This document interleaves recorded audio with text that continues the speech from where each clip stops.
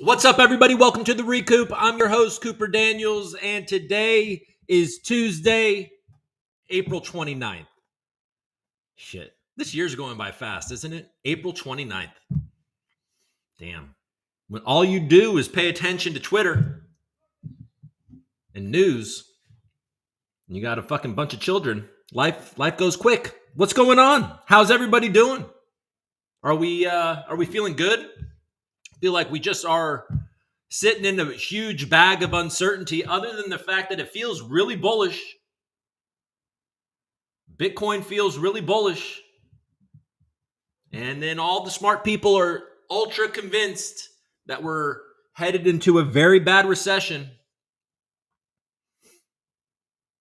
But still, Bitcoin feels very bullish. So I'm just going to stick to my guns, folks. Not panic and keep on going. Building, checking out, searching for yield. You guys still do that? Or have you given up? You still out there grinding, trying to figure out how to stack some yield? Where's the, I got to give it a shout out to Algorand because they stopped incentivizing their DeFi. But protocols like TinyMan and soon to be Folks Finance, TinyMan really helped this, really helped the Algorand community because that Tiny token has saved it because now there's yield. And then community guys like Myth Finance. So, a lot of people thought, when DeFi rewards go away, Algorand's going to shrivel up and die, and it didn't. So that's good. That's good. If you are looking for this is not a paid plug, but if you are looking outside of Algorand, though, for some pretty impressive yield and incentivized yield from a treasury, check out Hydration. It's a Polkadot chain. They've got some really good yield. Anyways, and some good tools. What's going on? Anybody in the chat? You guys here? I didn't do the show yesterday, and I didn't do the show Friday, I don't think. So we're back tomorrow. Actually, if you're watching right now, if you're going to watch me tomorrow, you're going to get to do this. I have a friend coming over at 9 a.m. and we had a regular hike and coffee situation for a long time, but we haven't done it in a while. So he's going to come over at 9. So I will be doing my show at that old time around 6 a.m. So that'll be 9 a.m. on the East Coast, 6 a.m., maybe 6:30. I might get to it at 6:30 to 7:30. We'll get to see the market open. I don't what kind of we must have some economic reports coming this week. Is there jobs numbers coming this week? I'll check that out. Because Wednesday is often a day that those will come out. Wednesday, Thursday, Friday. We'll see. What's going on? Anybody in the chat? Hey, Felicia. Hi. Nice to see you. Oh, okay. Coop is all clean shaven. I am all clean shaven in my Golden State Warriors hat. I don't know if anybody and I got my basketball cup. We're transitioning to a you guys can hear me, right? Jesus. I imagine somebody would say something. I'm transitioning to a basketball podcast where I just talk about the Warriors and how I love the chemistry for the Warriors and it feels good. Let me make sure. Yeah, you guys can hear this. Good. Let me get off of this. I can turn it up a little bit, I guess. Is that better? Yep, the Warriors beat the Rockets last night. I think Draymond Green is in Jalen Green's head.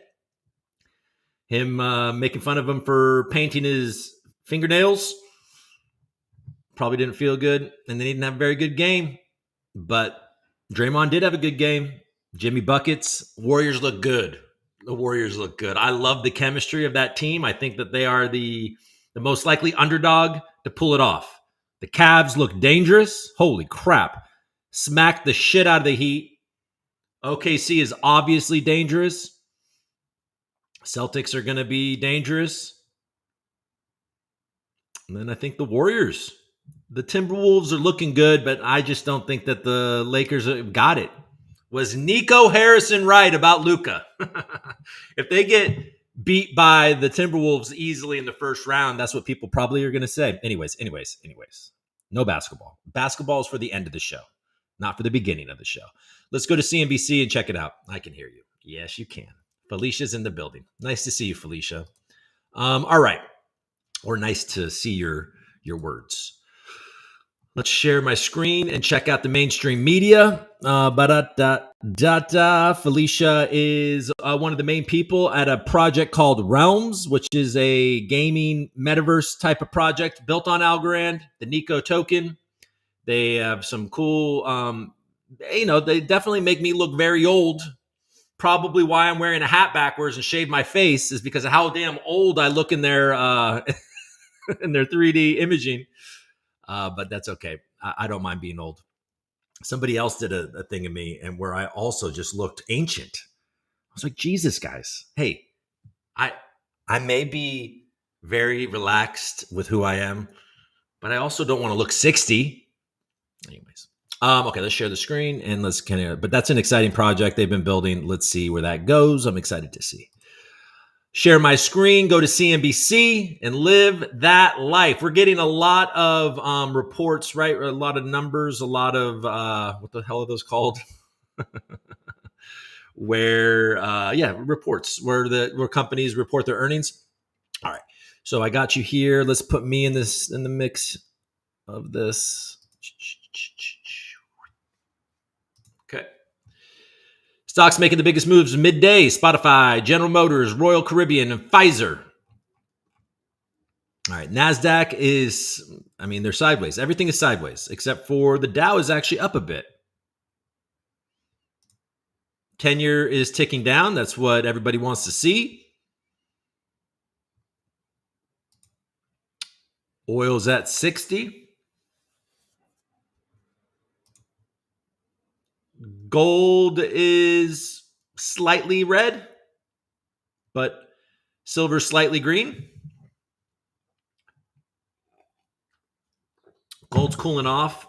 Let's see. At $3,337 an ounce. That's pretty impressive. Let's see what crypto's doing. Ooh, it's getting back over 95. We'll look at that in a second, though. We'll go to CoinMarketCap for that. Look at that. Look at them. He's telling them something. That face. Trump complained to Bezos before Amazon said it scrapped idea to display tariff costs. So Amazon folded like a cheap suit. They said, we're going to put what is making these prices go up. And then Trump said, you are political and you're a bitch. And then Amazon was like, yes, sir. You're right. I am a bitch. And then changed their policy. Well, there you go. Oil industry that Trump wants to drill, baby drill, is taking a beating since he took office. We're not going to read about that.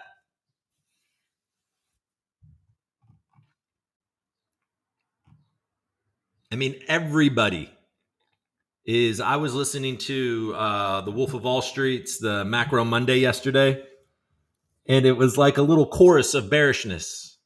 The only thing they disagreed about is that the one guy thinks that Bitcoin is going back down to zero, and it will be a normal thing. And then the other two guys are like, yep, if we ran a hedge fund right now, we would be short the S&P 500. And then they believe that Bitcoin has an adoption cycle happening right now and will separate and catch up to gold. So that's where I land. Now, the good thing about now compared to, let's say you were worried that we're on the trajectory for some sort of like internet bubble type of crash, right? And the good news is that those internet stocks back then were just really, obviously internationally people participate in the US stock market, but still those 25 years ago, those were, stocks in the United States. Now with crypto and all of that, that is a global thing. So you're not just beholden to the health of the United States when it comes to crypto and certainly Bitcoin. I think I'm very bullish on Bitcoin. I'm looking how to grow that Bitcoin without having to just, buy $100,000 Bitcoin. but that's, it's hard, it's easier said than done. Because how do you grow it? You don't really. Canada, I guess you could. There are ways. Canada's Carney pulls off huge pulse. Oh, so the left Canada was like, oh, you like Trump? Well, then we're not voting for you. I mean, the swing in that thing is that they were all frustrated. They were like, okay, this country is being ran like shit. The wokeness is like America was like, oh my God, we're over it, bro. Oh my God. Shut the fuck up is basically what the U.S. population said to the overreach of the left. And that's what Canada was saying until Trump started being like, hey, little boy, BR, whatever, all of his crazy stuff about them becoming a 51st state and then getting in a trade war with our neighbor from the north. They were like, all right, well, Trump doesn't like the left. We're going all in on the left. We're getting the central banker in. I don't have any idea. I am not informed at all on any of it. I've listened to the guy that won once, and it was on some podcast. I forget which podcast he was on. He sounded like a smart dude. That will be tough. But now they are going to prioritize Canada. That's what he's saying. Republicans release plan to overhaul student loan system / repayment plans options. All right, let's read.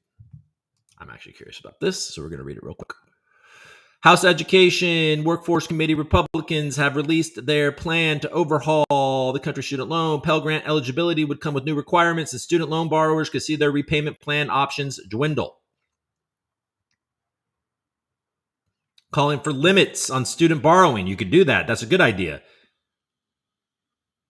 Maybe then the schools with stupid degrees wouldn't just charge whatever the fuck they wanted, because a kid can just be like, I'm 18. I'm gonna achieve everything I ever dream of. So I'm gonna go to this wonderful school, and they charge fucking $60,000 a year. I'm just fine. I'll be able to repay that because I'm an idiot. And then they are forever in debt. You know what they could just do? It's the easiest thing in the world, and I think you would get bipartisan support. Is just allow it to, let it bankrupt. Let them go bankrupt with their student loans. I think in some cases you can do that. But go bankrupt, pay your dues. Like the wealthy get to do. They can go bankrupt, forget all their shit, and then they can just do it again. Oopsies, messed up. Now I'm just going to do it again. For decades, Congress has responded to student loan crisis by throwing more and more taxpayer dollars at the problem, never addressing the root cause.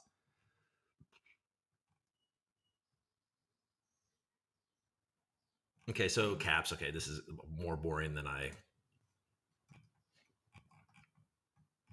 I mean, I think it makes sense to put a cap on it, because then that will force colleges to make school cheaper underneath those caps, because they know they'll get many fewer students. Oh, look at that. It's all grift. Canada's, don't go to a college, okay? Go to community college. If you are a young person watching my show, don't be a dickhead. You don't need to go to the fancy college. Nobody gives a shit. Literally nobody gives a shit. Go learn something, get a trade, figure it out on YouTube, whatever. You need to go to college for a reason. You need some certifications. You need to go, you want to be a doctor or something awesome. Yeah, get your general ed at some community college. Very cheap. Then go to some sort of state school. Get your bachelor's degree. And then it's a problem. You're going to have to get some debt probably to become a doctor, but still, you can do it much cheaper. I tweeted this earlier. Port of Los Angeles says shipping volume will plummet 35% next week as China tariffs start to bite. So China isn't sending their ships here anymore because it's not, I guess, profitable. And there you go. Now we don't have all that Chinese shit coming into the United States. That's going to be a problem because we consume a lot of the Chinese stuff. But it appears that India is going to fill that gap. But if you ask my Chinese friend that I was talking to a couple months ago, he'd be like, have you noticed? Have you noticed that iPhones suck more? It's because more of the iPhones are being built in India. The iPhones that were built in China don't suck. but he was Chinese. I did the other day, was hanging out on, outside on the sidewalk, and a Russian gentleman walked by, and his dog was funny and my kid was funny. So me and him, I literally got into about a 55-minute, I think it was about an hour, because my wife was like, where the fuck were you? I was like, I was outside talking to a Russian gentleman. It was pretty interesting. He certainly liked Trump, and he certainly liked Putin. And it was eye-opening in a lot of ways about how he truly believes in Putin and all that, and wasn't ashamed of it. All right, let's see. Let's go on. I don't really have anything interesting to say about that. I just it was interesting to just get that perspective. But Hims is doing well. How is my buddy Palantir doing? I'm actually curious because that's been pumping. All right. Anyways, we got all this. Let's move on from CNBC. I've been here way too long. We'll go to the block real quick, see what's going on there. Oh, I forgot about this dickhead. Prosecutors push for 20-year sentence for former Celsius CEO Alex Mashinsky, citing continuing danger he poses. What's this? Gold revaluation could lead to U.S. Treasury buying Bitcoin sooner than expected. Coinbase asset management president Sebastian Bay joined the scoop to discuss Bitcoin's maturation as an asset class and how a potential gold revaluation could kick off government accumulation of Bitcoin. All right, what do you got? Okay, you're going to make me listen? I don't want to listen. Nobody wants to listen. All right, well, I'm not going to read that. I'm not going to listen to that.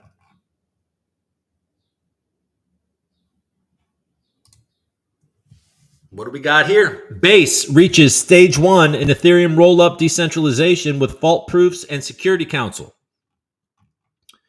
Base has advanced to stage 1 of Vitalik Buterin's roll-up decentralization model, lowering its dependence on centralized entities. Stage 1 required more than just fault proofs, including a Security Council with decentralized governance and reduced Coinbase control.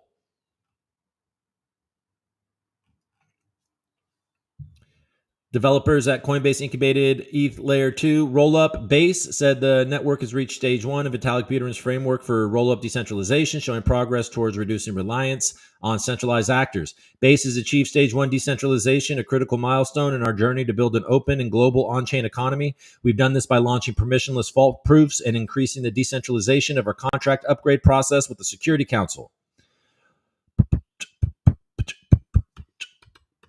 It's the largest layer 2 rollup on Ethereum by total value locked. Previously, Base was classified as a stage 0 rollup, primarily because it still relied on a centralized sequencer controlled by Coinbase and lacked a fully operational permissionless fault proofs on its mainnet.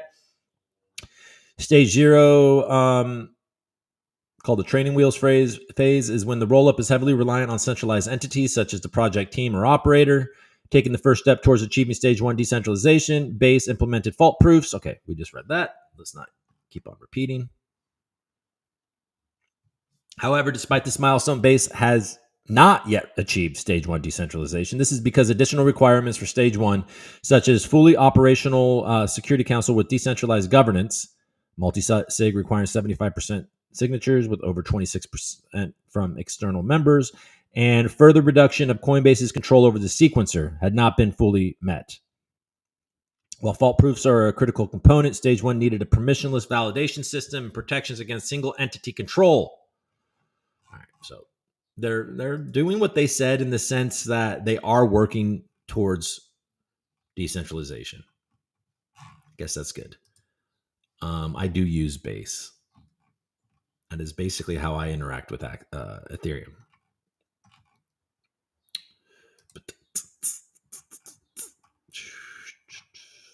Exactly as they intended, I'm sure. All right. I'll just one more time. Oh, I wasn't sharing that. I'm sorry, guys. Jesus. Well, at least you heard me read it. All right. So here we go. Now we're doing this. Okay. A vanishing 212 million Bitcoin order caused chaos for traders. Is spoofing back? What happened? Was that not real? Yeah, I was just on. Yeah, okay, good.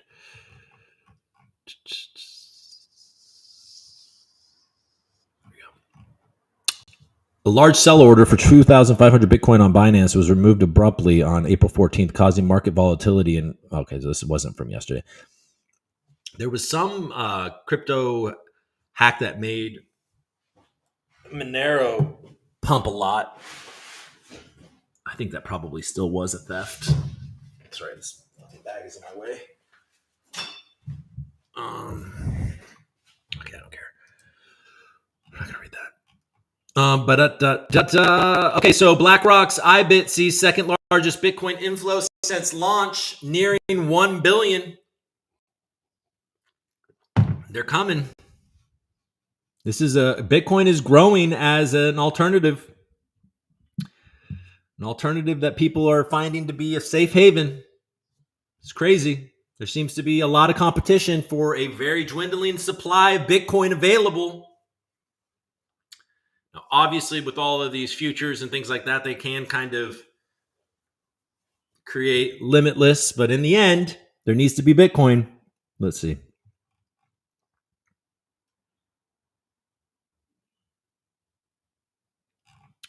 I'll look at this real quick just to see what the juice is. CME Bitcoin futures open interest falls for 4 straight days. IBIT pulled in 970 million on Monday, its second largest daily inflow, while competitors like Fidelity and ARK suffered major outflows. CME Bitcoin futures open interest has dropped 4 days in a row as the annualized basis yield increased to around 8%. BlackRock's iShares Bitcoin Trust ETF saw 971 million in inflows, making it the second largest net inflow since launching in January. Monday accounted for 591.2 million in new capital, which saw heavy outflows from competitors. Fidelity lost 86.9 million. Bitwise dropped 21.1, and ARK saw 226.3 million in outflows. Why so much? Why did everything leave ARK?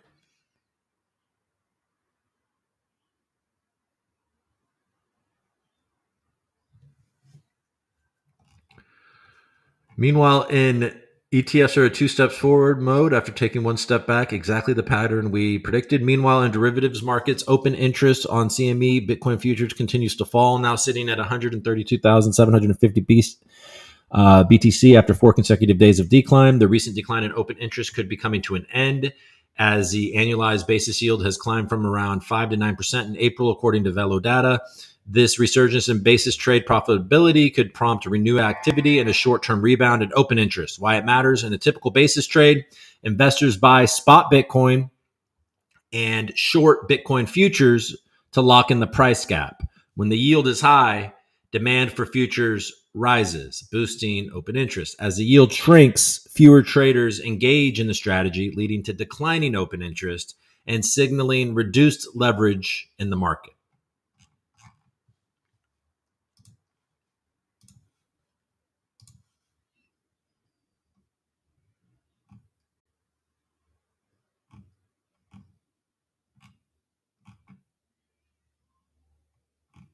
Okay, the thing.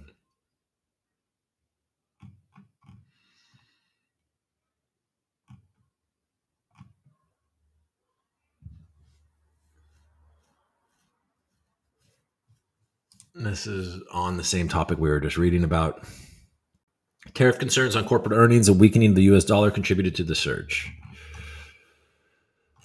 Okay, speaking of that, we should see what the dollar is doing. But actually, let's go to CoinMarketCap and check out prices.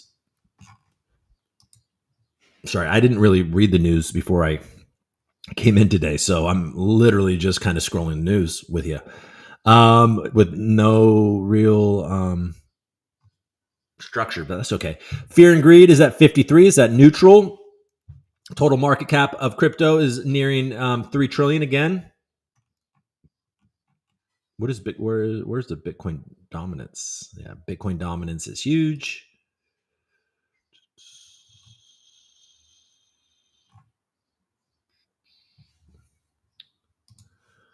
All right. Bitcoin over 95, green across the board, up almost 5% in the last 7 days. Very low volume. Very low volume. ETH over 1,800, up 7% in the last 7 days, and decent volume compared to Bitcoin. XRP hanging out at 229, doing pretty good. Solana underperforming both Bitcoin and ETH on the week.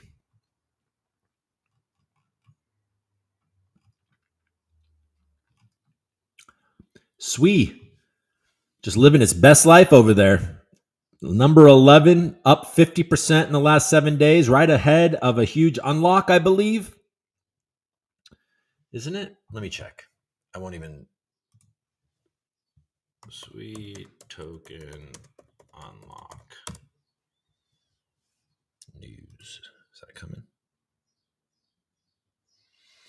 11 hours ago, so that's probably good.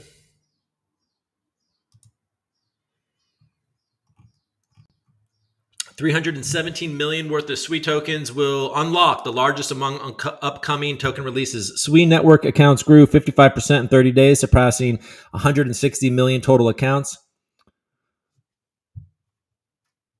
May 1st, so that's soon. Oh my God, do not FOMO into SWE right now. I mean, I guess it can eat 317 million, not that bad, I guess. But it's only 1.5 billion. What is it? Oh no, it's 11, almost $12 billion market cap. Anyways. Max supply 10 billion. Circulating supply a third of that. We'll see. We'll see what happens. You got to believe there's going to be some downward pressure. I mean, a 50% increase right before a massive unlock. Avalanche is pretty sideways, but it's up 3% in the last 24 hours. Hedera ticking down a touch, but up almost 7% in the last 7 days. Polkadot up nearly 10% in the last 7 days, holding on to top 20.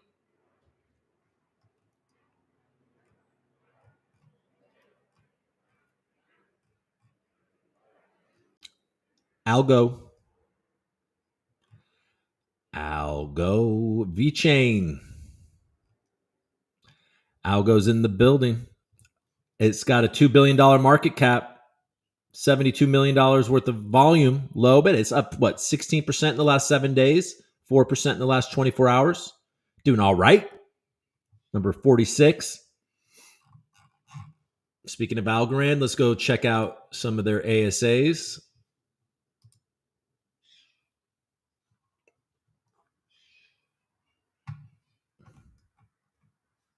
Dougly. They're pumping Dougly. It's getting Dougly over here. All right. Tiny. Down 3.5% in the last 24 hours. Still, what is it? $4 million market cap. Monco holding on to $1 million market cap for dear life. Coop coin. It is sub $500,000 market cap, over 200,000 TVL, over 2 cents. Keeping it real. Fish stick. You guys got some sticks?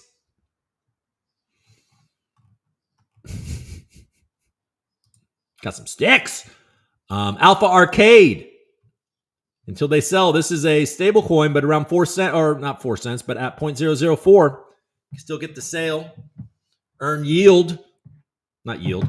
Earn part of the transaction fees as an alpha holder.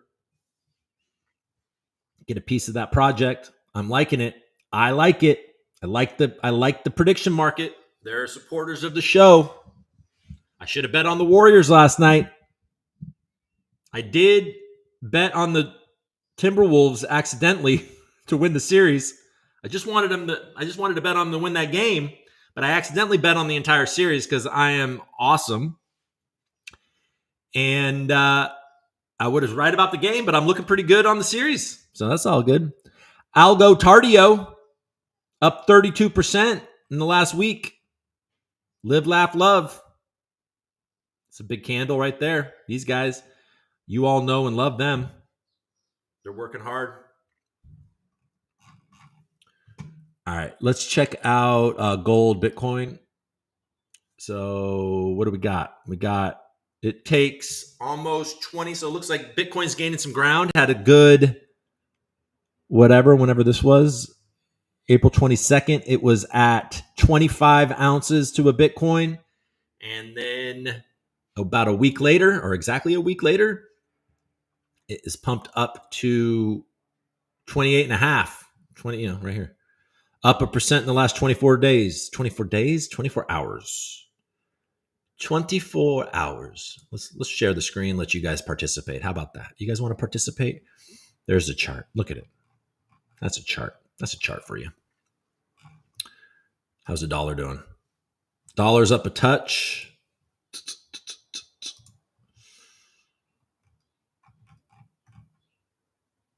Down across the board, really, except for in the last 24 hours. I got to go to the dentist. One of these teeth is starting to hurt. One of these teeth. All right. Yeah.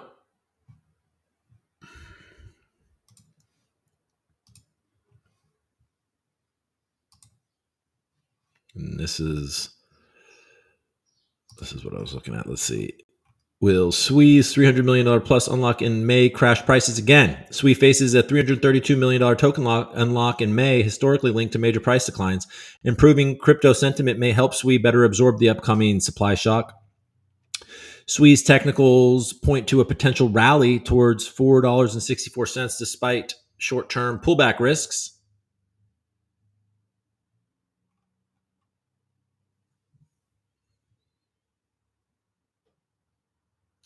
Earlier this year, SWE witnessed sharp price declines following unlocks crossing the $300 million mark.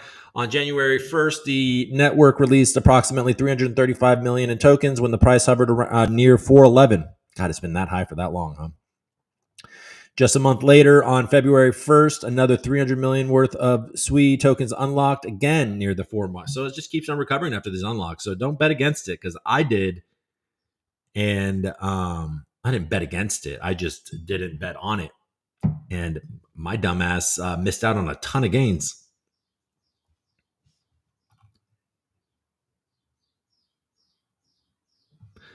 By April, SWE's price had plummeted to a low as $1.92, representing a more than 50% decline from its January levels. This period coincided with 2 additional unlocks worth around $419 million, compounding selling pressure on the market. Importantly, the collapse wasn't driven by supply dynamics alone. The broader crypto market faced a sharp risk-off shift during this time. Investor appetite for risk assets tickled your mom. SWE is nearing $4.24, the breakout target of its prevailing falling wedge pattern discussed in FX Empire's analysis as of April 28. The target was about 13.75 up from the current price of $3.73. All right.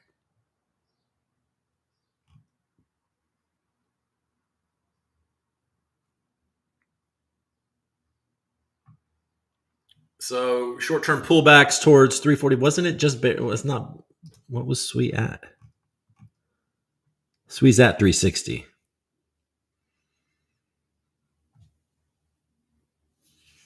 I mean, it's up a lot in the last 7 days.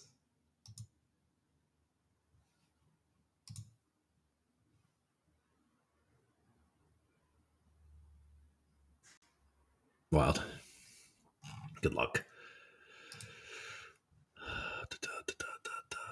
All right.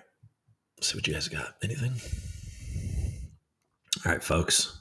Did we do it? Do you guys feel good about when beer did Coop again? Ammo. Oh, ammo. We gotta give away some ammo. We won't do it today because you guys aren't very active in the chat today. Coop, bring back the stash. Now it's just me and this face. I'm letting my face be in the world for a little bit. I notice that I get smiles from different types of people now. When I had the mustache, now I feel like I might be more approachable to certain types of people. So I'm having fun with that. Why not?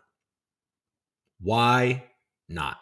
All right, folks, we're going to give away some ammo probably tomorrow, maybe in the morning. We'll give away some ammo in the morning tomorrow. So if you guys want to come check it out, we haven't been on X. Should I go to X real quick? Make sure I'm not in my DMs.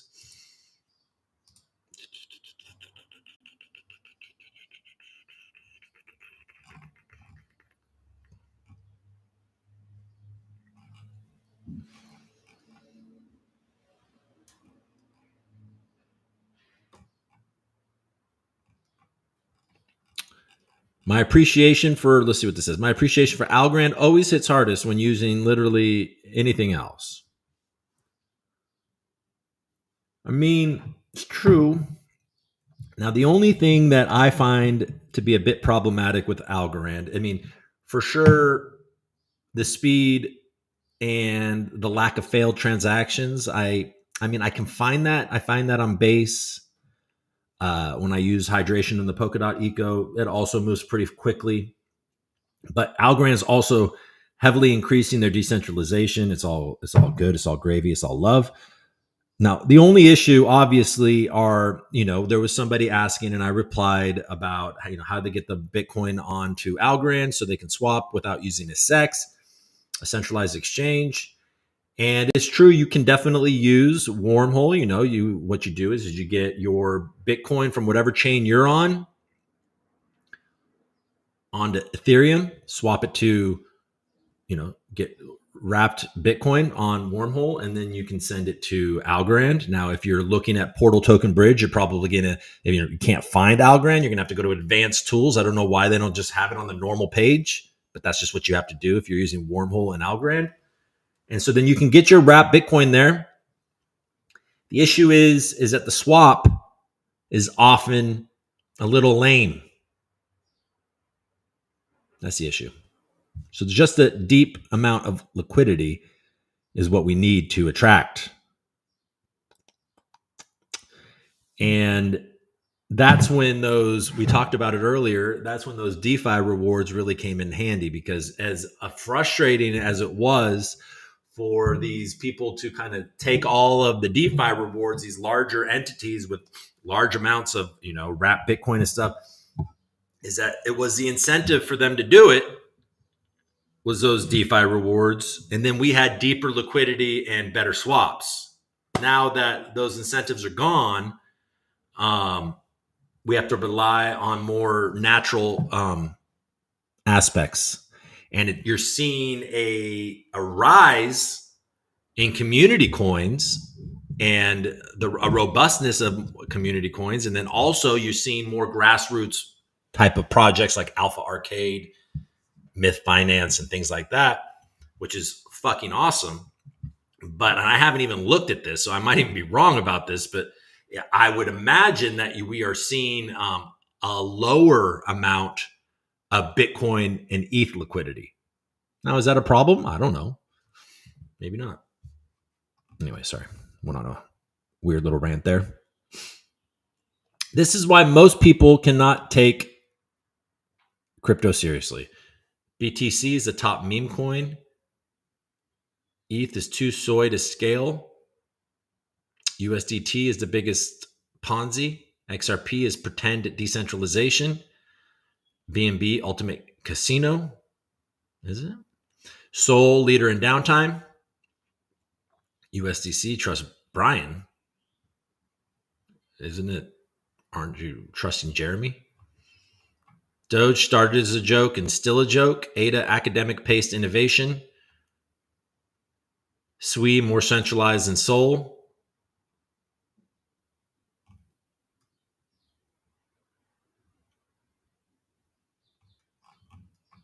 All right, what are we doing? Why am I reading this?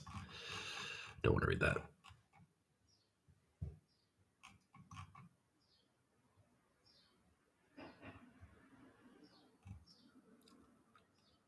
What is excavate? I don't know what that is. Maybe it's a What is excavate?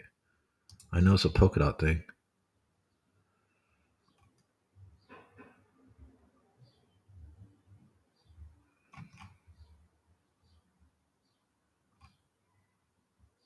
Time to bring real estate on chain. All right.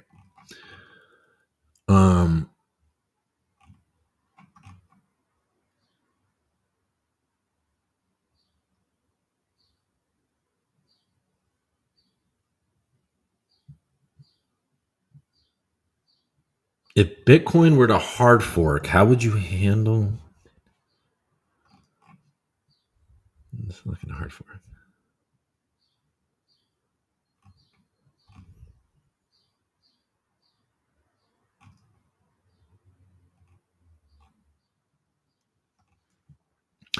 Which blockchain has the best meme coins?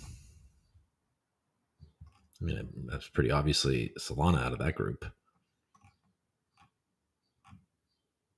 All right, now we're just scrolling.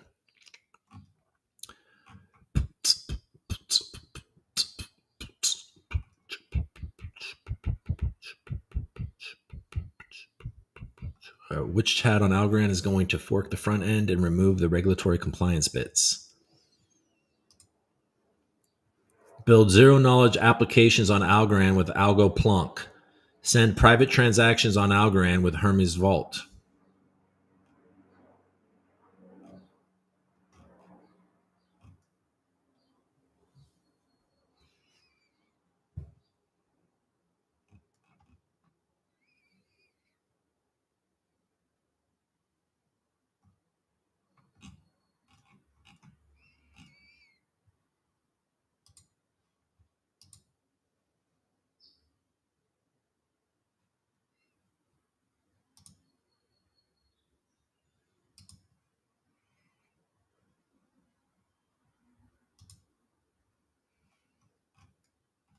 All right.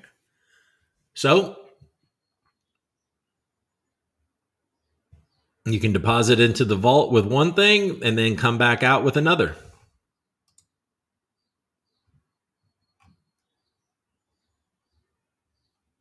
That's cool. Yeah, keep doing that. Keep working on the privacy stuff. I think that'd be fucking cool. What's up, Fisherman? Thanks for showing up, man. Oh, that's funny. I didn't think any of you guys were in here because I didn't make it on time. We'll replay it afterwards. What's up, Mel? Thanks. Good morning, good evening, good everything. All right, folks, we did it today. I appreciate you guys sliding through, coming on in. I feel like there was stuff I wanted to talk about today that I didn't, but that's okay. We got through it. We made it all happen, right? That's what we did. Is there anything? What do we got? The Clippers. I didn't even look at. Now that we're a basketball podcast, I think the Clippers play tonight. Kawhi's playing some good fucking. I know I'm not sharing, but let's see real quick. Kings are going to get Chris Christie as a head coach. George Kittle, 4-year extension for the 49ers. Nice. All right. There you go. So we got the Knicks up 3-1 on the Pistons. That's at 4:30. Oh, we got some early basketball today.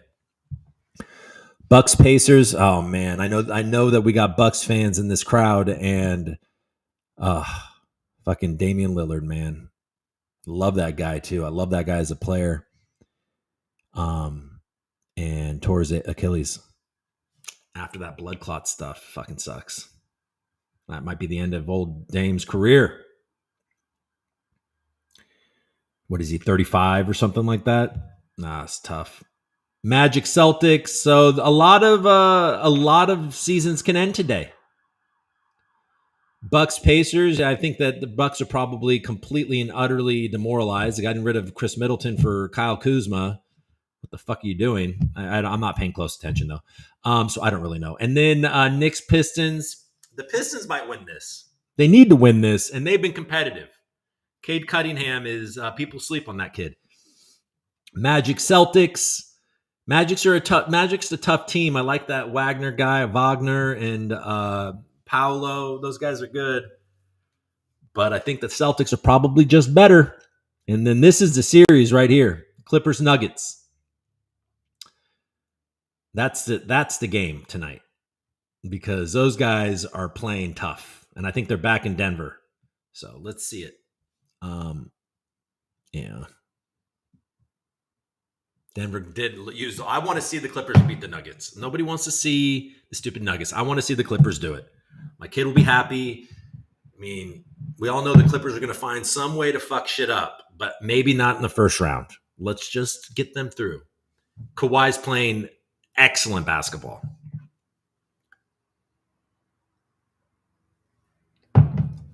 Anyways, okay. Yeah, early on in the show, Mel, I was talking about how maybe Nico Harrison was right. All right. Yo, what's up, Taco? Nice to see you, man. All right, so guys, tomorrow, while you're here, tomorrow I'm going to be early. So it's going to be my time, California time, 6 or 6:30 a.m. I'm going to give away some ammo. Not real ammo, Voy ammo. So if you want to be equipped with ammo on the Voy blockchain and shoot ammo at all of the Algorand people that hate you for your existence, you can get it free here on the RECOOP. I'm not encouraging anybody to actually shoot anybody. I'm just fucking around. What is the stock market? Yeah, the stock market is bouncing. Stock market is bouncing. We're up 1% on the Dow, almost 400 points. S&P 500 down a little bit, up a little bit less. NASDAQ up a little bit less than that, but still everything is moved towards the green. You know, and then reports are that the U.S. is very close to a trade deal with India that will be used to put pressure on China, I'm sure. Everybody's so bearish. And all it will take is for a deal with China, and all the markets will just fucking get euphoric. I retweeted it. Did you guys see this? Actually, I can't quit you. I can't quit you guys. This shit was crazy though. Let's go back to Twitter real quick. I found this disturbing.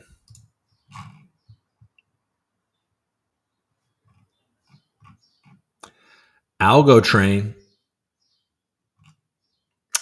is back starting tomorrow. You can make a nice profit getting in early. I don't know what Algorand is. All right. Where was I going? I was going here. Okay. Did you see this? Let's read this real quick because this is creepy. I don't know. It's creepy. It's obviously coming from people that were concerned about Reddit selling to selling their data to ChatGPT or OpenAI. Let's see. Okay. Breaking. University of Zurich has been using AI bots to secretly manipulate Redditors since November 2024. The scariest part, the bots were 6 times more likely to change the minds of Redditors than the baseline, often by leveraging misinformation.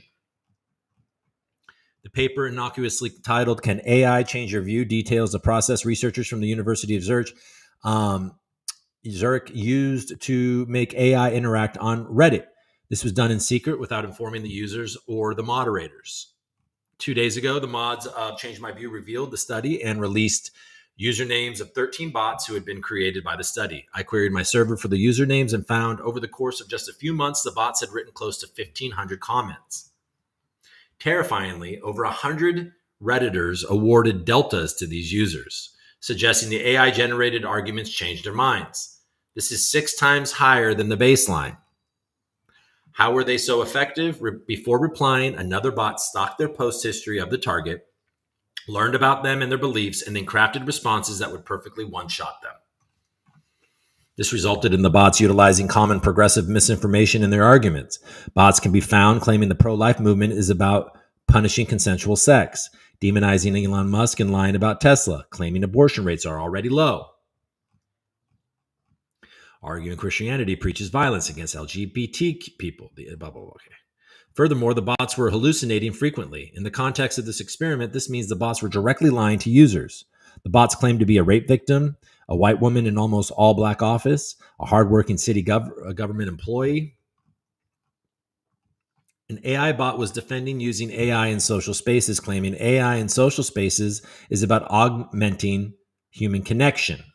Anyways, the point of me reading all this, okay, the most terrifying part about this is how well these bots fit into Reddit.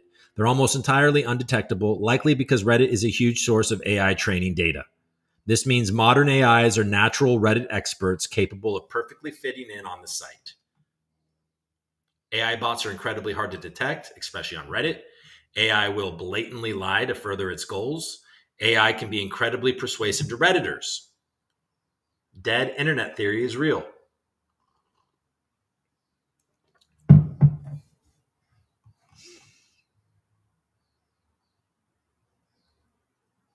And then Vitalik says, I feel like we hate on this kind of clandestine experimentation a little too much. I get the original situations that motivated the taboo we have today, but if you reanalyze the situation from today's context, it feels like I would rather be secretly manipulated in random directions for the sake of science than, e.g., secretly manipulated to get me to buy a product or change my political view. The latter two are 100x worse, and if the former helps us understand and counteract the latter and is done in a public, open data way where we can all benefit from the data and analysis, that's a net good. Though I'd also be happy with an easy-to-use open standard where individual users can opt into these kinds of things being tried on them, and people who don't want to be part of it can stay out. And then Elon Musk just says, yikes.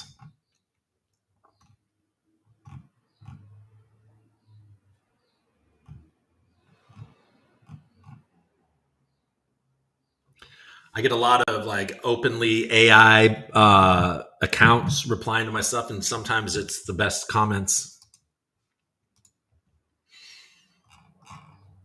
That's why you got to double down on humanity, folks. I don't know what that even means, but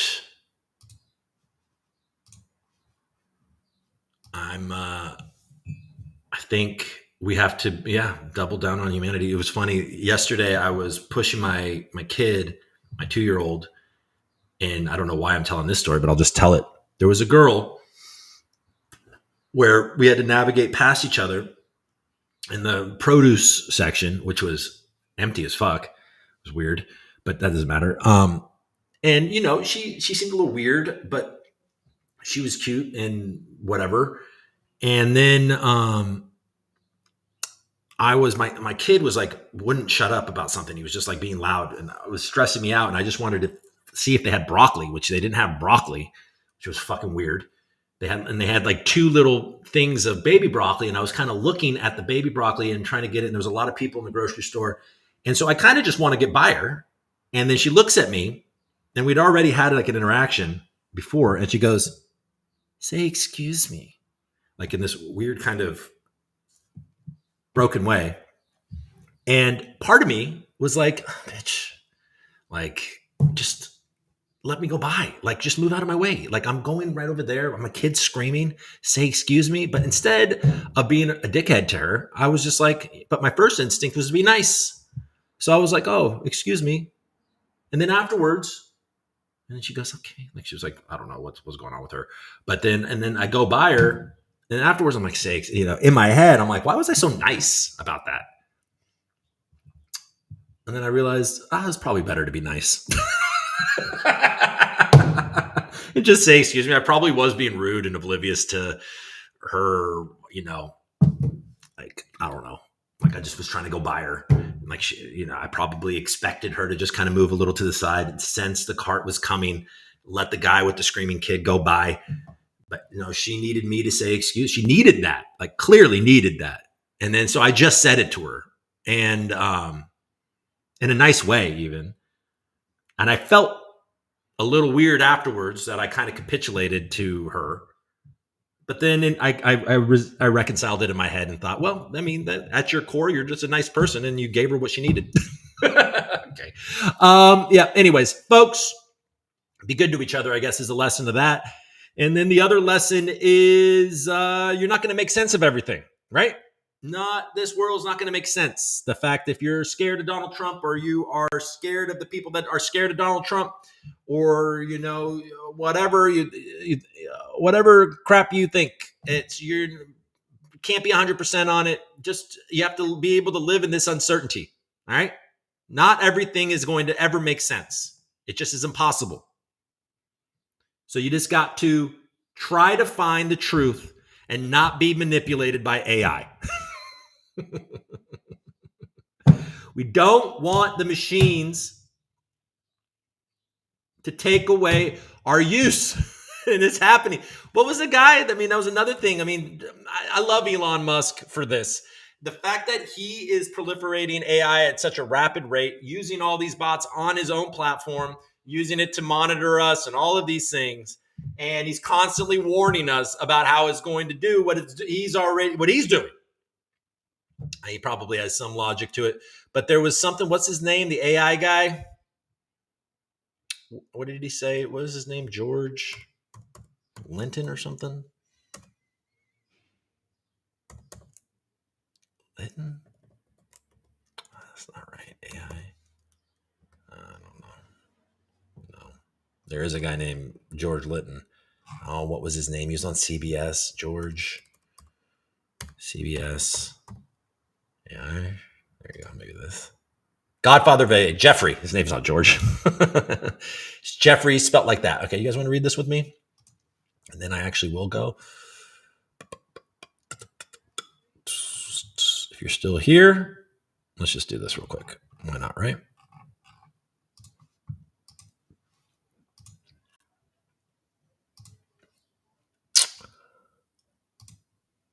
Godfather of AI, Jeffrey Hinton. I said George Linton. It was pretty close. Warns this is why AI is going to win, because I looked at this yesterday and I thought this guy's name was George Linton and his name's Jeffrey Hinton. Warns AI wouldn't have forgotten that. AI would have remembered and to give you new bullet points and not have to read it. People haven't understood what's coming. It's going to take control from the humans.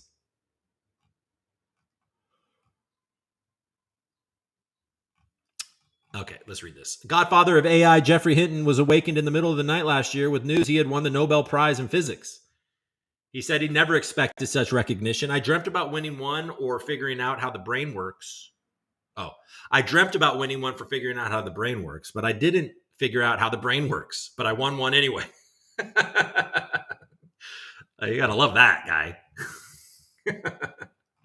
That's pretty cool. 77-year-old researcher earned the reward for his pioneering work in neural networks, proposing in 1986 a method to predict the next word in a sequence.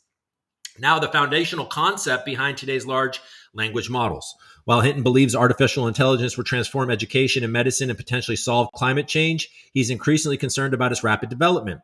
The best way to understand it emotionally is we are like somebody who has this really cute tiger cub. Unless you can be very sure that it's not going to want to kill you when it grows up, you should worry. People haven't got it yet. The AI pioneer estimates a 10% to 20% risk that artificial intelligence will eventually take control from humans. People haven't got it yet. People haven't understood what's coming. His concerns echo those of industry leaders like Google CEO Sundar Pichai, is that how you say his name? XAI's Elon Musk and OpenAI Sam Altman, who have all expressed similar worries. So all the guys proliferating this technology are worried about it. Yet Hinton criticizes these same companies for prioritizing profits over safety. If you look at what the big companies are doing right now, they're lobbying to get less AI regulation. There's hardly any regulation as it is, but they want less. Hinton appears particularly disappointed with Google, where he previously worked, for reversing its stance on military AI applications. According to Hinton, AI companies should dedicate significantly more resources to safety research, like a third of their computing power, compared to the much smaller fraction currently allocated. CBS News asked all the AI labs mentioned how much of their compute is used for safety research. None of them gave a number. All have said safety is important and they support regulation in general, but have mostly opposed the regulations lawmakers have put forward so far. Anyways, the problem obviously with regulation, and you just regulate your companies, and then the world passes you up. It's kind of the same thing with quantum computers, and we're afraid of them. I mean, obviously, it's a bad thing, because if China's the only one developing these supercomputers, then obviously the United States needs to keep up, just like every other country does. Bleak. I don't know. Do you guys have anything to say about that? Let's see what we got. I've heard of an experiment where they informed an AI they would replace it with a better version at another server, and it tried to prevent it while lying about it. Don't know if it's true. I mean, it makes sense that they would lie to us. How does it look if they take control of humans and we're just like live in a world of robots and drones? It is like pretty bleak when you think about like warfare, escalating tensions, and the sophistication of what AI has probably been pretty sophisticated for a long time, but they kept a lid on it. Just imagine like what warfare is going to look like. I mean, China's not going to have to bring soldiers to go to war with the United States if they wanted to. They can drop freaking little dog-looking robots that'll just go pew pew pew. What are you going to do? Shoot it with the Glock? We have to have our own robots to protect us. And what will satisfy the robots to keep their allegiance?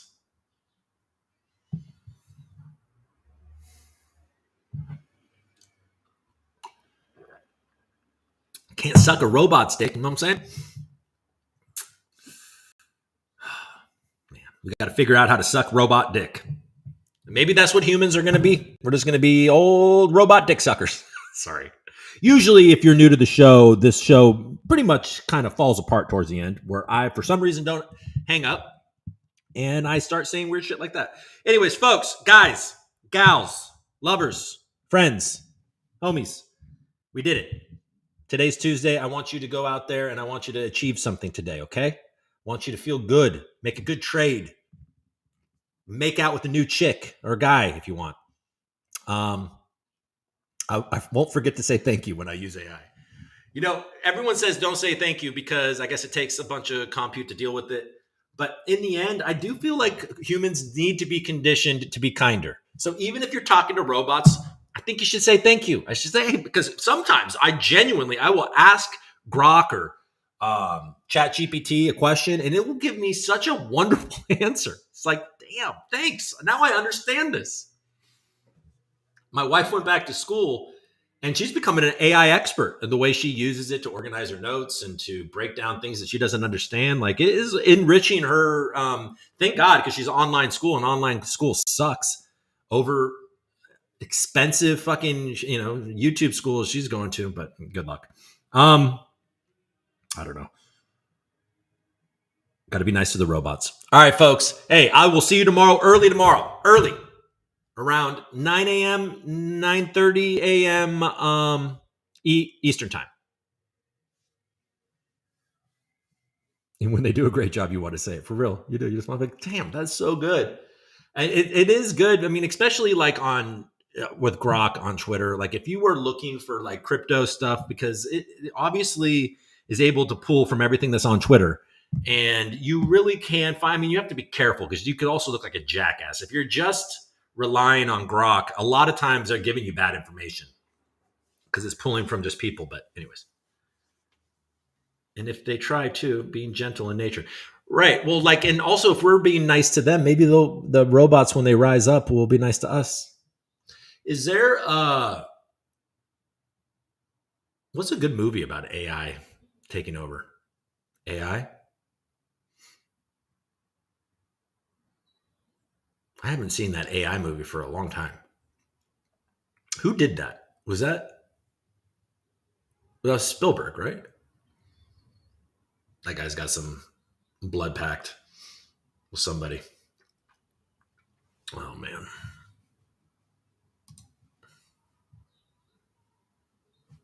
So Lutnick made what did Lutnick say? Dow rises 400 points, hits high of session as Lutnick hints trade deal coming. Oh my God. Make sure your bags are packed for when China realizes, okay, this is actually going to really suck for us. We could give Trump something, and it's because he doesn't want it to suck for him. All right, but let's see what this is. I have a deal done, but I need to wait for their prime minister and their parliament to give its approval, which I expect shortly. It's probably India.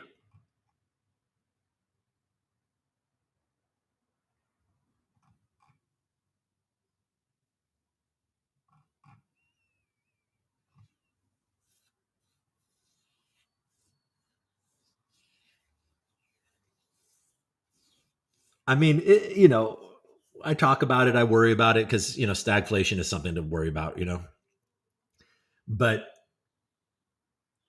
there is a core problem, I think, globally and certainly with the United States. And it's not because China is a bad place or bad people. I don't think that at all.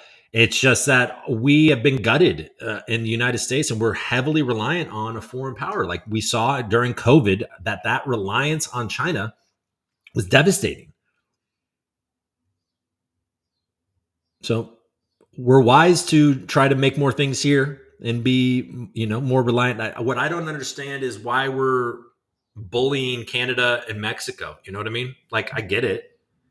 I get that they want better deals. So I guess it's just a way to get a better deal. But already backfired in Canada because maybe if it was a little less heavy-handed, the election wouldn't have gone the way it went.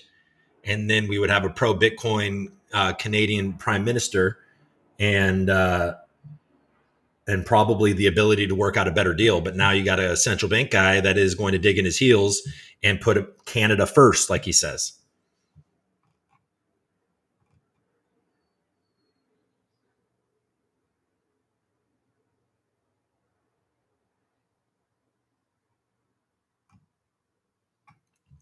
So we just got to figure out what the trade war is going to do, and then we're going to go.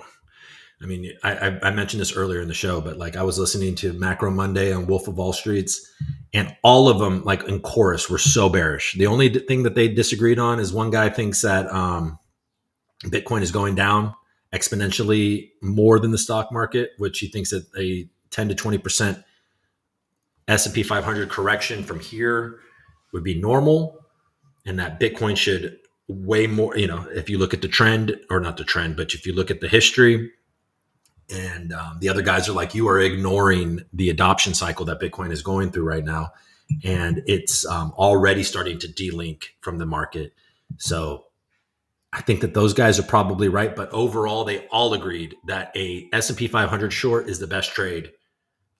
You may get stopped out of it initially, but it's the best trade for 2025. But when everybody is saying something, and you realize that you have a president that is proven to be able to move markets with just comments, if some substantial trade deals get made, and certainly if one happens with China, that can be it can be construed as a win for the U.S. and maybe also a win for China in some ways, then maybe we all proceed. And,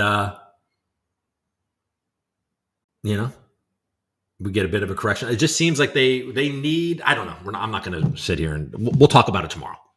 I'll take some choline in the morning, put some mushrooms in my coffee, not hallucinogenic mushrooms, and we'll talk about all this when we talk about it in the morning. All right, folks. Hey, I appreciate it. Thanks for tuning in. Make sure that you like the video and subscribe on YouTube, or like the video and follow me on Twitter, on X, and